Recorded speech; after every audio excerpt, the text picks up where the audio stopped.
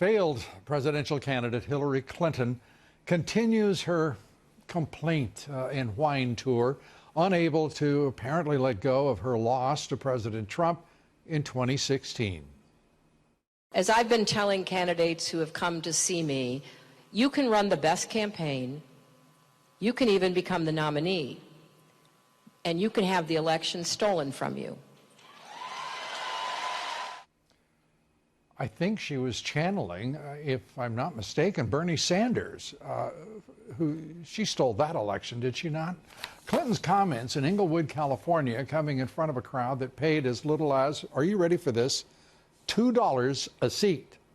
Now, the two folks you sit there, I mean, they're worth over 100 million, maybe 200 million, and they want somebody's $2 to have an evening? I mean, that's astonishing. Joining us tonight, Steve Bannon. He's the former White House chief strategist, former senior counselor to President Trump. He is a great American, and it is good to see you. Thanks for having me, Lou. Let's start with, I mean, let's ignore the Clintons, shall we? Can we do that? I think it's pretty easy to do. Let's start with this president. The grifter tour. The grifter tour, I like it, at $2 a throw. Cheap at any price. Yes, you got it. This president standing up today and saying to Xi Jinping that, you know, you can renege, you can do whatever you wish, but there will be consequences. This is the man we elected, period. This is a great president. Well, I think you compare and contrast Hillary Clinton to what Donald Trump, I happen to think today was the most important day of Donald Trump's presidency. Really? Yes. But listen, he's president of the United States because of the rejection of working class people and middle class people about managed decline of our country at the hands of people like Hillary Clinton. The Clinton Global Initiative, the whole Clinton apparatus, these globalists and elitists were very comfortable with the managed decline, particularly vis-a-vis the rise of China.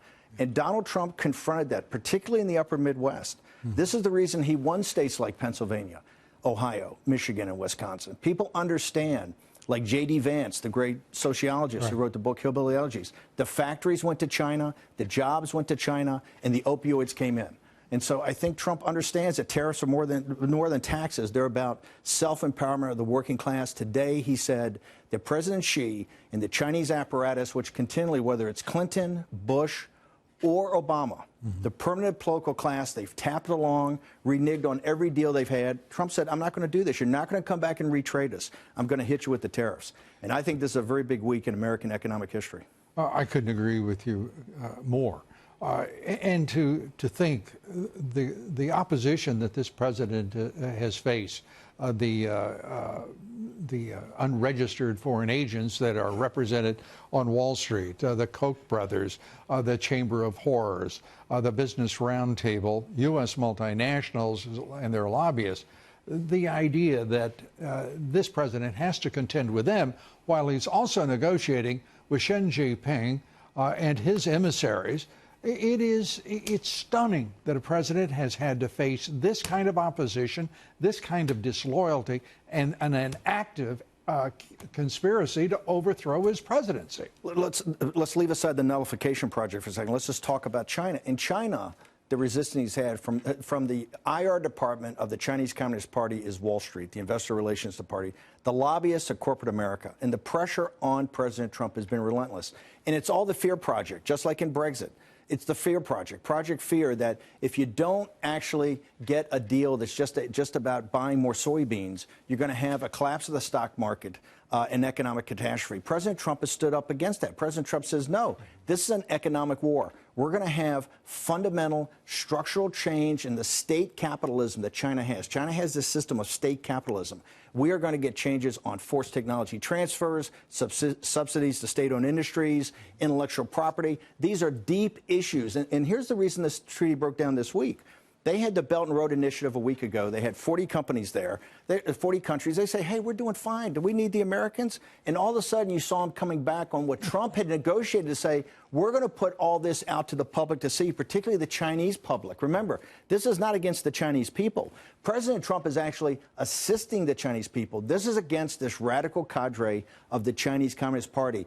And I got to tell you, Their supporters on Wall Street and their supporters in corporate America should be ashamed of themselves of the pressure they put on the President of the United States. Today, over the weekend, he said no way, and today he hit the bid. There are so many of the elites in this country, the political elites, business elites, who should be ashamed of themselves, because in betraying President Trump, they betrayed their country, and they continue, they persist. And to watch what the Dems are doing on Capitol Hill, the nonsense of even thinking of holding Attorney General William Barr in contempt. This president is under assault still by the deep state, the radical Dems, and of course the unbelievably petty and persistent establishment of both parties. Well, here's the opposition party media, the mainstream media, and what I call the nullification project. I don't call it the deep state.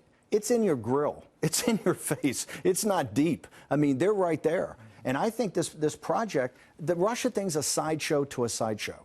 The beating heart of the problem we have in the United States is this geostrategic struggle we have with this radical cadre, the Chinese Communist Party, and our position with China in the 21st century. Donald Trump has understood that. You've talked about this for 20 or 30 years. Trump has been a follower of yours. Donald Trump came into this thing with very set ideas. That's why he was able to go up to the upper Midwest, and working class people said, hey, I understand what that guy's saying. And Hillary Clinton never went there and never mentioned it because she's a globalist. You've got this thing reversed. I'm a follower of President Trump's. And yeah, but you've been talking about this for a long time. You've been on. There's an old saying: "Talk's cheap." What this president is doing. Oh, the actions he's taken. Extraordinary. By the way, and the pressure he's had. The pressure he has had, and I think that's why that tweet the other day. Here's the key thing: the Chinese have done what they've always done to American presidents, and he said, "No way, you're not going to retrade us. This deal's going to be out in the open." And hey, here come the tariffs.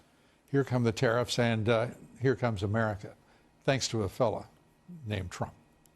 Steve Bannon, great to see you. Come back soon. Thank you for having me. Thank you, sir. Mr. Bannon.